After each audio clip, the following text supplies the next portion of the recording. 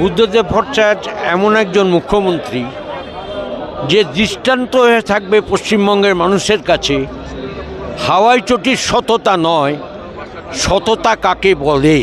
সল্টলেকের বহু তৃণমূলপন্থী মুখ সেদিন আমি ওই মিছিলে দেখেছি। আজকের পশ্চিমবঙ্গের যে অবস্থা, সাধারণ মানুষ হিসেবে একটা কথাই বলা উচিত, এর বাইরে আর কিছু বলার দরকার নেই, এটুকুই যথেষ্ট। কি করো, মনটা আঁকুবাঁকু করছি যে সারা জীবনের মতো চলে গেল, অন্তত দেখে আসি স্মরণে সভাটা। এই জঘন্য, একবারে জঘন্য, মা বোনেদের কোনো সম্মান নেই। যেভাবে এই গণধর্ষণ হলো, মানে মুখে বলতে কান্না লাগে, চোখ দিয়ে জল লাগে। এটা যে আমার মেয়ে হতো, আমার বোন হতো, মুখটা কেঁপে যাচ্ছে। এই জিনিস একবারে নৈরাজ্য, একবারে নৈরাজ্য। আমার চোখে বুদ্ধদেব ভট্টাচার্য একজন সৎ, নিষ্ঠাবান, একনিষ্ঠ কমিউনিস্ট এবং সমগ্র পশ্চিমবঙ্গবাসীর তথা মানব জাতির উন্নয়নের অগ্রণী ভূমিকা পালন করেছেন। ক্ষমতার দরকার নেই, এরকম সৎ মানুষ হয় না তো, তাই সবাই আসছে। সৎ মানুষের অভাব, তাই দেখতে আসছে সব। একটা খুঁজে দেখান তো এরকম বুদ্ধবাবুর মতন সৎ মানুষ। আমি গ্রুপ থিয়েটারের কর্মী, আমি বসেছিলাম, উনি আসার পর আমি চেয়ার থেকে উঠে দাঁড়িয়েছি, উনি সঙ্গে সঙ্গে দাঁড়ালেন, দাঁড়িয়ে জিজ্ঞাসা করলেন আপনি উঠলেন কেন? আমি বললাম আপনাকে সম্মান দেওয়ার জন্য। বলে এর থেকে বড় সম্মান আপনার অপেক্ষা করছে মানুষগুলো, আপনি কনসেন্ট্রেট করুন। এই যে মানুষ, এই মানুষ হবে না। যে আরজিকর তো শুধু নয়, আরজিকর একটা চোখে আঙুল দেখিয়ে দিয়েছে, কিন্তু অসংখ্য 2011 সালের পর থেকে ধারাবাহিকভাবে যেভাবে পার্ক স্ট্রিট, কামদুনি, বিভিন্ন জায়গায় অসংখ্য ঘটে চলেছে। বাংলা সহ সারা ভারতবর্ষের মধ্যে এইরকম ধরনের একটা মানুষকে আমরা পেয়েছিলাম, কিন্তু আজকে নেই, যার জন্য টানে আমরা আজকে এই স্টেডিয়ামে উপস্থিত হয়েছি। তুলনা হয় না, মানুষ বুঝবেন। উনি একটা কথা বলেছিলেন সরকারটা তৈরি হওয়ার পরে একটা বক্তৃতায়, যে সমস্ত দুর্বৃত্তরা বুঝেছে এটা তাদের সরকার। আজকে তা প্রমাণিত হচ্ছে, দুর্বৃত্তদের সরকার। উনি প্রথম বলেছিলেন অপরাধীরা খুশি, কারণ এটা তাদের সরকার। সেটা আজকে মানুষ বুঝতে পারছে। ভারতের রাজনৈতিক আকাশে বুদ্ধবাবু হচ্ছেন কিংবদন্তি নক্ষত্র, প্রকৃত মানুষ। সারা রাজ্য জুড়ে, সারা দেশ জুড়ে এবং পৃথিবীর বাইরে যে বাঙালি প্রবাসীরা আছে, যেভাবে নেমেছে, তাতে দাঁড়িয়ে আমার হয়তো 60 বছর বয়স এবং আমার বাবারাও যে ছিলেন, এই ইতিহাস নতুন করে লেখা শুরু হলো পশ্চিমবাংলার বুকে।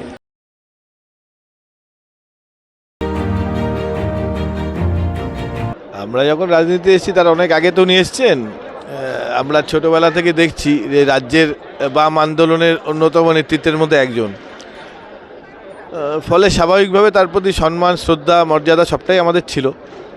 আমরা যখন স্কুল, কলেজ সবটাই জ্যোতি বসু সে সময় মুখ্যমন্ত্রী, তারপরে 2001 থেকে হচ্ছে উনি। কিন্তু সবসময় যেটা দেখেছি, সবসময় একটা সততা এবং যে নিষ্ঠা নিয়ে কাজ করা এবং মানুষের সাথে সরাসরি ইন্টারাকশানে বিশ্বাসী ছিলেন। এবং একসময় যুব আন্দোলনের নেতা ছিলেন, স্বাভাবিকভাবে তার একটা আইকনিক ফিগার ছিলেন আমাদের সামনে। বলে বুদ্ধদেব ভট্টাচার্যকে সকলের তো ভালো লাগে, আর রাজনৈতিক নেতৃত্ব হিসেবে তো আমাদের নেতা। চলে যাওয়া মানে তার মূল্যায়ন আবার হবে।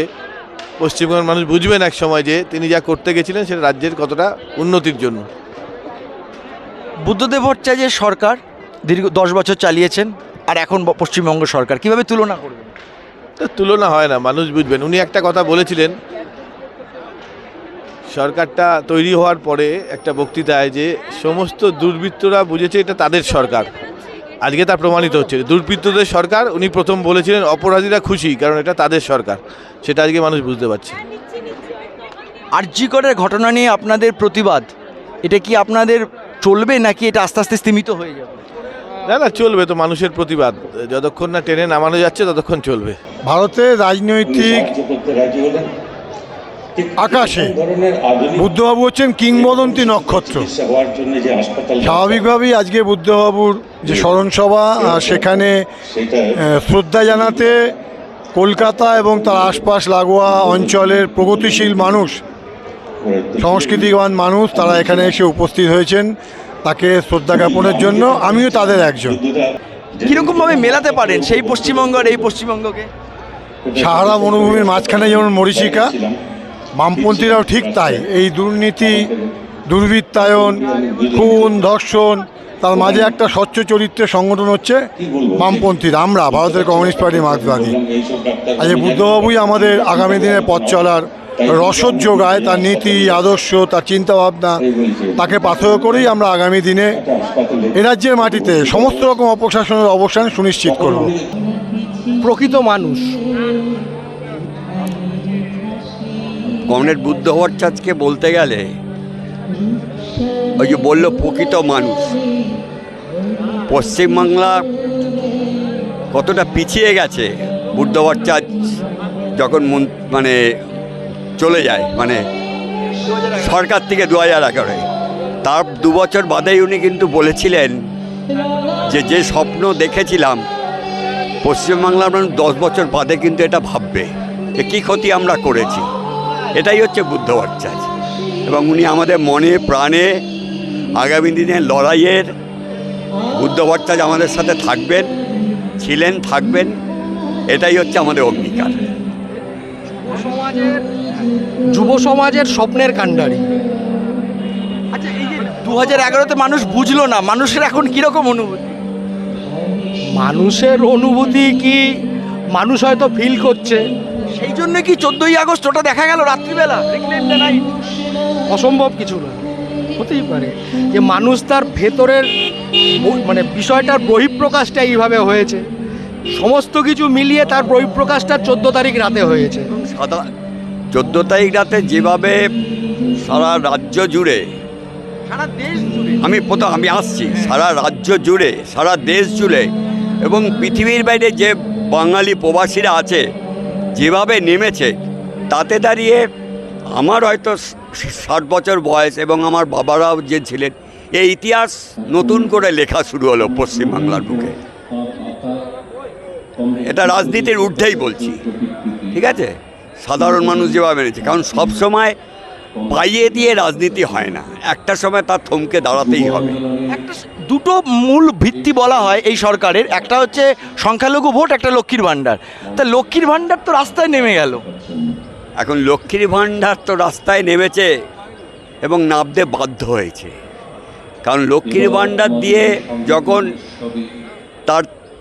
তার ঘরের ছেলেটার দিকে তাকায়, তখন নেয় টাকা ঠিকই, যেহেতু সরকারি টাকা দিচ্ছে, আমার আপনার টাকাই দিচ্ছে, কোনো কালীঘাটে কোথাও তৈরির টাকা নয়, আমরা ট্যাক্স দিয়ে আমাদের টাকা দিয়ে দিচ্ছে। মানুষ আস্তে আস্তে বুঝবে, হয়তো আরও কয়েক বছর সময় লাগবে, বুঝতে মানুষকে হবেই।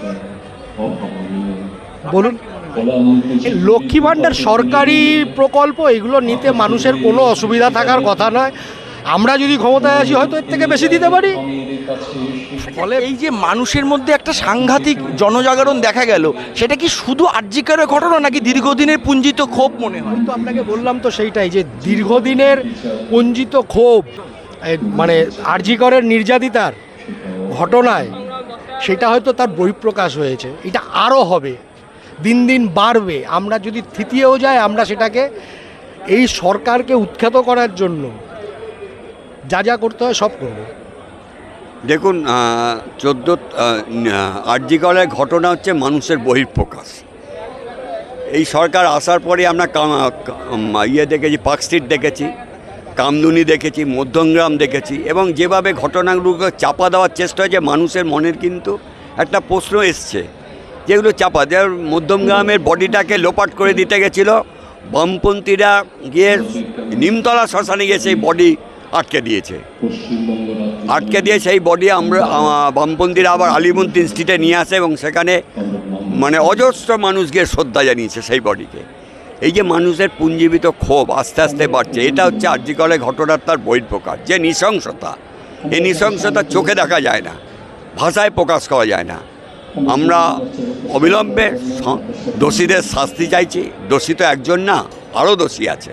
যেভাবে ঘটনা ঘটেছে, আমরা অবিলম্বে দোষীর শাস্তি চাইছি, যাতে ভবিষ্যতে কেউ এই ঘটনা ঘটার আগে একটুখানি যাতে ভাবতে পারে। এটাই হচ্ছে আমাদের। কি বলুন তো, যে আরজিকরের ঘটনা এইটা তো আমাদের শিক্ষা দিল যে সারা ভারতবর্ষের অবস্থা কী। আমরা চাই এইটা যে শুধুমাত্র এটা যেন এই জায়গাটার মধ্যে সীমাবদ্ধ না থাকে, সারা ভারতবর্ষের আমার মা বোনেরা যাতে সুরক্ষিত থাকে সেই জায়গাটাকে কনফার্ম করা। কেন এলেন দাদা আজকে? বুদ্ধদেব ভট্টাচার্য মনে প্রাণে এক নম্বর স্বচ্ছ মুখ্যমন্ত্রী শুধু নয়, সারা ভারতবর্ষে এরকম মুখ্যমন্ত্রী হবে না বলে দেখতে লাস্ট শ্রদ্ধা জানাতে এসেছি, লাস্ট শ্রদ্ধা। এত মানুষ আসার কারণ কি? দীর্ঘদিন ধরে সিপিএম ক্ষমতায় নেই, 5% ভোট, এত মানুষ কেন আসছে? ক্ষমতার দরকার নেই, এরকম সৎ মানুষ হয় না তো তাই সবাই আসছে। সৎ মানুষের অভাব, তাই দেখতে আসছে সবাই। পশ্চিমবঙ্গে খুব বিরল সৎ মানুষ পাওয়া এখন। একটা খুঁজে দেখান তো এরকম বুদ্ধবাবুর মতন সৎ মানুষ, তাহলে বুঝবো। আমি বুদ্ধদেব ভট্টাচার্যকে একদম সামনে থেকে দেখেছি। আমি গ্রুপ থিয়েটারের কর্মী। আমি বসেছিলাম, উনি আসার পর আমি চেয়ার থেকে উঠে দাঁড়িয়েছি। উনি সঙ্গে সঙ্গে দাঁড়ালেন, দাঁড়িয়ে জিজ্ঞাসা করলেন আপনি উঠলেন কেন? আমি বললাম আপনাকে সম্মান দেওয়ার জন্য। বলে এর থেকে বড় সম্মান আপনার অপেক্ষা করছে মানুষগুলো, আপনি কনসেন্ট্রেট করুন। এই যে মানুষ, এই মানুষ হবে না। উনি তখন মন্ত্রী, এই জিনিস হয় না। সরকার চালিয়েছেন অনেক দিন, আর এখন পশ্চিমবঙ্গ কিভাবে দেখছে? কার সঙ্গে কার তুলনা করছেন? আজকের পশ্চিমবঙ্গের যে অবস্থা, সাধারণ মানুষ হিসেবে একটা কথাই বলা উচিত, ছি, এর বাইরে আর কিছু বলার দরকার নেই, এটুকুই যথেষ্ট। জ্যোতিবাবু যখন চলে যান, আমার অনেক দিনেরই ইচ্ছে ছিল যে জ্যোতিবাবুকে জন্মদিনে একবার প্রণাম করব, তা আমার এক সময় হয়ে ওঠেনি। তো যখন উনি চলে গেলেন তখন আমি একজন নার্সিং স্টাফ, শিখা ভট্টাচার্য। এবার আমি আমার ডিউটি করে সকালবেলা চলে যাই এতে বিধানসভায়, একা চলে যাই। ওখানে যেয়ে আমি লাইন দিই, গোলাপ ফুল কিনলাম, কিনে এবার আমি দাঁড়িয়ে আছি লাইনে। এরপরে আমি যখন মঞ্চের কাছে সবাই প্রণাম করে চলে যাচ্ছে, সাহিত্য যখন ছিলেন মঞ্চে সাহিত্য, তখন আমি কেঁদে ফেলেছি। তখন রূপসী না কোন চ্যানেল আমার কান্না দেখে বলছে কাঁদছো কেন? আমি বলছি আমি প্রণাম করব ওনার পায়ে হাত দিয়ে। তখন বলে আমি ওই দিকে চলে গেলাম, বিধানসভার ওই দিকটা, রুমা গুহ ঠাকুরা তো ওখানে দাঁড়িয়ে আছে। বলে কাঁদছো কেন? আমি বলছি আমি প্রণাম করব জ্যোতিবাবুকে পায়ে হাত দিয়ে। তখন বলছে ঠিক আছে, তোমার ইচ্ছা পূরণ হবে। বলে ওই বিধানসভায় সে একজন ওই কী বলে মিলিটারি নাকি আরও অনেক কিছু ওপরে, উনি আমাকে নিয়ে গেলেন। এবার ওই করিডোরে সমস্ত লাইনে আছেন, নিরুপমা দা, মোহাম্মদ সেলিম দা, আরও অনেকে লাইনে আছেন। এবার আমি যেটা বুঝলাম, ওনার ভাষায় বললেন আমার যদি চাকরি যায় যাবে, আমি কিন্তু ওনাকে নিয়ে যাব বলে সেইখানে ঢোকালেন। সেই যেখানে মঞ্চের আগে যে একটি দরজা ছিল বিধানসভায়, ওই দরজার কাছে সমস্ত মিনিস্টার দাঁড়িয়ে আছে, দেশের বিদেশের সমস্ত। এবার আমিও দাঁড়িয়ে আছি, ভিড়ের মধ্যে চাপা ভিড়। সেখানে বুদ্ধবাবুর সাথে আমার পুরো একদম গায়ে গায়ে দাঁড়ানো। এবার কোনো এক রকমে ধাক্কা না, জাস্ট আমার হাতের কোনোইটা ওনার কাছে লেগে যায়, ওনার পিঠে। আমার দিকে তাকালেন। আমি বললাম কি আমি কখন প্রণাম করব? তখন বুদ্ধবাবু বললেন হবে হবে। তারপরই একটু পরেই প্রণাম করলাম, বুদ্ধবাবু মানে জ্যোতিবাবুর পায়ে হাত দিয়ে প্রণাম করে চলে এলাম। সে যে কী করে বেরিয়েছি আমি জানি। এবার আমি যখন এলাম সবাই বলছে কি করে ওখানে পৌঁছেছিলে? আমি বলছি আমি জানি না কি করে পৌঁছেছিলাম, আমি জানি না। আমি কোনো পার্টিগত নয়, কিছু না। বাড়িতে এসে আমার কাকা হচ্ছে পুরো সিপিএম। কাকা শুনে বলল শিবশঙ্কর রায় দাবার জন্মদাতা ওয়েস্ট বেঙ্গলে, রাজা রামমোহনের জেনারেশন। কাকু বলল কি আমি যেটা পারিনি তুই সেটা করে এলি। তা এই জন্যে বুদ্ধবাবুকে বারবার মনে পড়ে। আচ্ছা, আর একবার আমার কাকুকে নিয়ে ফিল্ম ফেস্টিভ্যাল গেছিলাম নন্দনে। ওটা সুচেতনার ফিল্ম ফেস্টিভ্যাল ছিল, অ্যানিম্যাল ফিল্ম ফেস্টিভ্যাল। এবার কাকু আমি বেরিয়েছি, মীরা বৌদি বললো যে বাবা, আমি বলছি না আমার কাকা। বলে কেমন লাগলো? কাকু বললো ভীষণ ভালো লেগেছে। তখন সুচেতনা আর মীরা বৌদি এসে আমার কাকুকে পায়ে হাত দিয়ে প্রণাম করলো। কি যে মহৎ, কত বড় যে মানে এ কোনো মানে ব্যাখ্যা নেই। আমার কাকুর পায়ে হাত দিয়ে মীরা বৌদি আর সুচেতনা প্রণাম করলো। তাই এগুলো বড্ড বেশি করে মনে পড়ে। আমার চোখে বুদ্ধদেব ভট্টাচার্য বাংলা সহ সারা ভারতবর্ষের মধ্যে এইরকম ধরনের একটা মানুষকে আমরা পেয়েছিলাম, কিন্তু আজকে নেই। যার জন্য টানে আমরা আজকে এই স্টেডিয়ামে উপস্থিত হয়েছি। বুদ্ধদেব ভট্টাচার্যের চলে যাওয়া বামপন্থী আন্দোলনে কতটা ক্ষতি বলে মনে করেন? বুদ্ধদেব বাবু এই মুহূর্তে মেহনতি মানুষ এবং জনগণের কাছ থেকে সরে যাওয়া নিশ্চিতভাবে সাময়িক আমাদের কষ্ট এবং বেদনা, তার যে অসমাপ্ত কাজ সকলে মিলে তার আদর্শই আমরা যদি আদর্শিত হতে পারি তাহলেই আমাদের সাকসেসফুল হবে। এত দূর থেকে এলেন কেন? কি করো, মনটা আঁকুবাঁকু করছি যে সারা জীবনের মতো চলে গেল, অন্তত দেখে আসি স্মরণ সভাটা। অনেকবার আমি এখানে এসেছি নেতাজি স্টেডিয়ামে। আচ্ছা, এখন পশ্চিমবঙ্গের যে অবস্থা আর বুদ্ধদেব ভট্টাচার্য কি মেলাতে পারেন?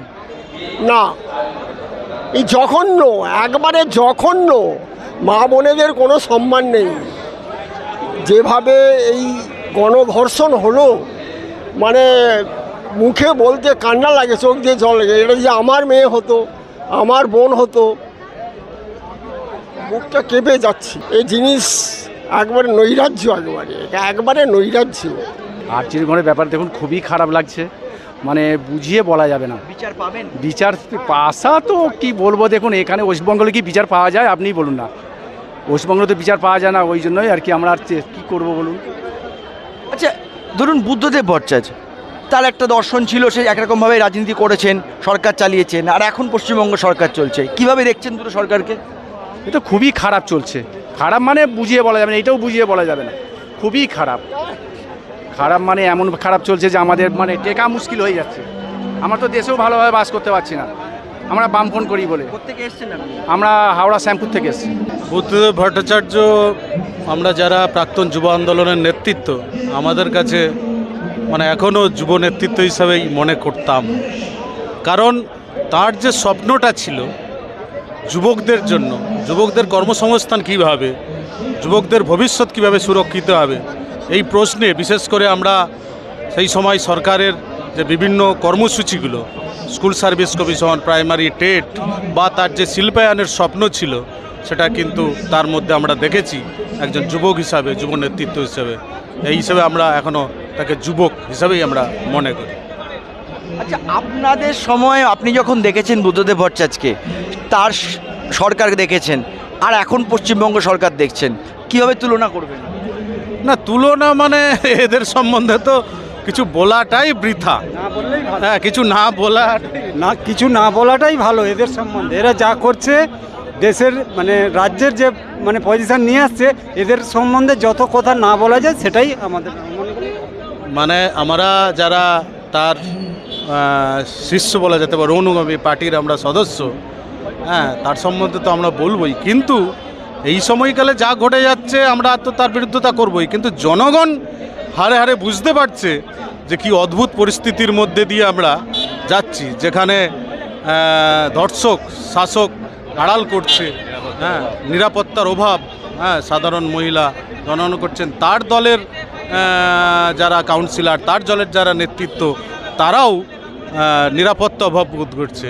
এক অদ্ভুত পরিস্থিতির মধ্যে দিয়ে আমরা চলছি, যেখানে বেকারের কাজ নেই, বেকারের স্বপ্ন নেই, দিশা নেই। যে আরজিকর তো শুধু নয়, আরজিকর একটা চোখে আঙুল দেখিয়ে দিয়েছে, কিন্তু অসংখ্য 2011 সালের পর থেকে ধারাবাহিকভাবে যেভাবে পার্ক স্ট্রিট, কামদুনি, বিভিন্ন জায়গায় অসংখ্য ঘটে চলেছে। পার্ক স্ট্রিটের সঙ্গে সঙ্গেও বিভিন্ন জায়গায় ঘটছে, সুতরাং আরজিকরের পরেও ঘটছে। সুতরাং আমাদের কাছে খুব দুর্ভাগ্যের বিষয় যে এমন একটি রাজ্যে বাস করছি যেখানে মুখ্যমন্ত্রী ছিলেন আমাদের বুদ্ধদেব ভট্টাচার্য। আপনি কিরকম দেখেছেন বুদ্ধদেব ভট্টাচার্য? আপনার চোখে?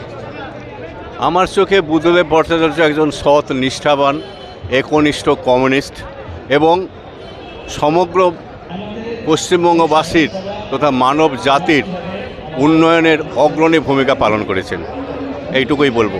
তার প্রয়াণে বামপন্থী আন্দোলন কতটা ক্ষতিগ্রস্ত হলো? অবশ্যই কিছুটা ক্ষতিগ্রস্ত তো হলোই। উনি আমাদের কাছে একটা মাইলস্টোন ছিলেন।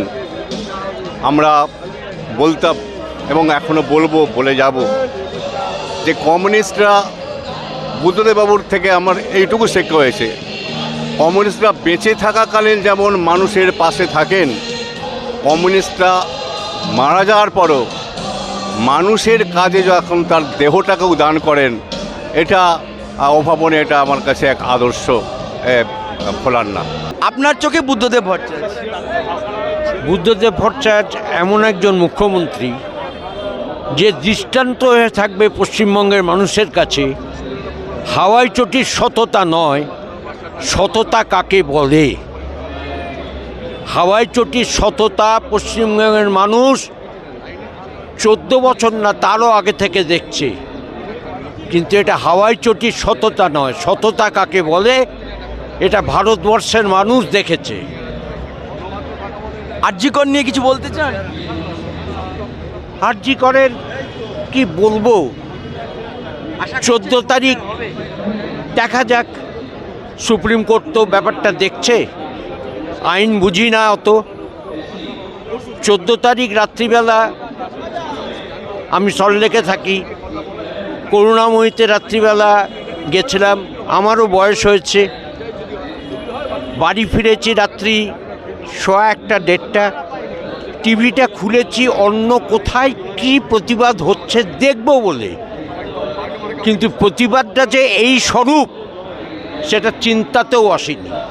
কি বলবো, এই জনজাগরণ ভেবেছিলেন হবে? জনজাগরণ এরকম চিন্তা করিনি। সল্টলেকের মানুষ একটু পশ এরিয়া। আমি সেদিন করুণাময়ীতে গিয়েও যে জমায়েত দেখেছি সেটা সল্টলেকে জমায়েত চিন্তা করতে পারি না। এবং সেই জমায়েতের মধ্যেও আমি দীর্ঘদিন সল্টলেকে আছি, আজকে 52 বছর সল্টলেকে আমি বাস করি। আমি নিজেকে সল্টলেকের আদিবাসী বলি। সল্টলেকের বহু তৃণমূলপন্থী মুখও সেদিন আমি ওই মিছিলে দেখেছি।